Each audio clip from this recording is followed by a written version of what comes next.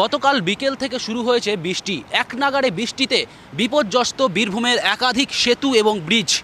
বীরভূমের শাল নদী দুবরাজপুরে, সেখানে জলের তলায় ব্রিজ। অপরদিকে বক্রেশ্বর নদী কামারডাঙ্গাল গ্রামের কাছে, সেটাও জলের তলায়। চন্দ্রভাগা যে নদী রয়েছে, সেই নদীও জলের তলায়। এই মুহূর্তে আমি দাঁড়িয়ে রয়েছি ময়ূরাক্ষী নদী, সিউড়ি শহর সংলগ্ন ময়ূরাক্ষী নদীতে যে অস্থায়ী সেতু রয়েছে, যেই সেতুকে বানানো হয়েছিল যে হেভি লোডেড ভেহিকলস যেগুলোকে পারাপার করার জন্য, সেই সেতু কিন্তু এই মুহূর্তে ভেঙে চুরে একাকার। সমস্ত রকম যানবাহন চলাচল কিন্তু এই সেতু দিয়ে এই মুহূর্তে বন্ধ করা হয়েছে। একাধিক জায়গায় বড় বড় ফাটল দিয়েছে। কংক্রিটের বড় বড় যে জল পারাপারের জন্য যে পাইপ, সেই পাইপকে দেখা যাচ্ছে কার্যত 10 থেকে 12 ফুট সেই জলের তোরে সেটাকে ঠেলে নিয়ে গিয়েছে।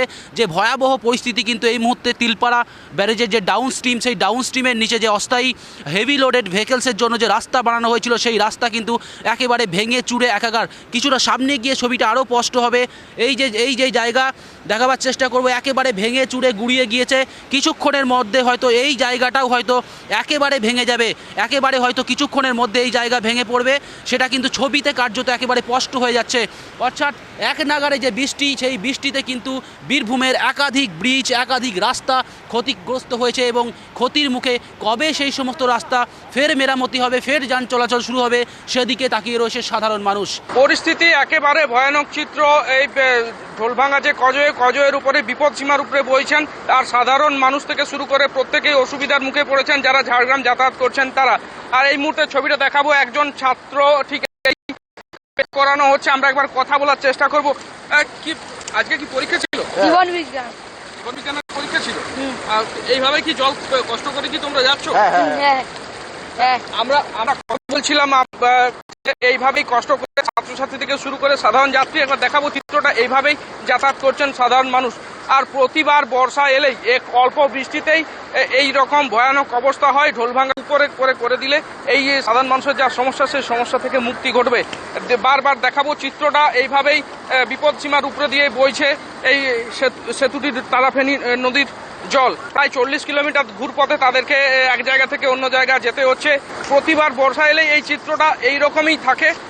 তৃণমূল জমানাও ছিল এবং বিজেপি সরকার ক্ষমতায় আসার পর সাধারণ মানুষ দাবি করছেন যে হয়তো এই সমস্যাটা হয়তো মুক্তি ঘটবে। কি করলো এখানকার লোক? ফেরকিয়ে দিল। হ্যাঁ, আমাদেরকে এখানের লোক ফেরকিয়ে দিল।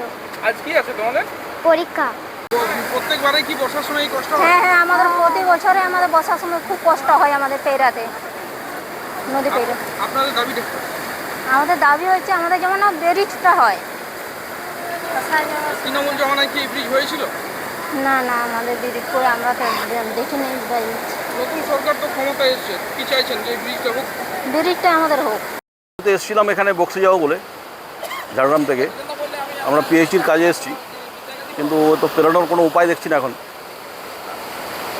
সাধারণ মানুষ থেকে চাকরিজীবী প্রত্যেকেই তো সমস্যায় পড়ছেন এই ব্রিজে। হ্যাঁ, সে তো নিশ্চয়ই 100 বার 100%। তো পেরোনো সম্ভব না কোনো মতেই। যা জল আছে কি ঝুঁকি লাগছে? হ্যাঁ, অবশ্যই। আমি নিজেই ভয় পাচ্ছি, যাবো না ভাবছি।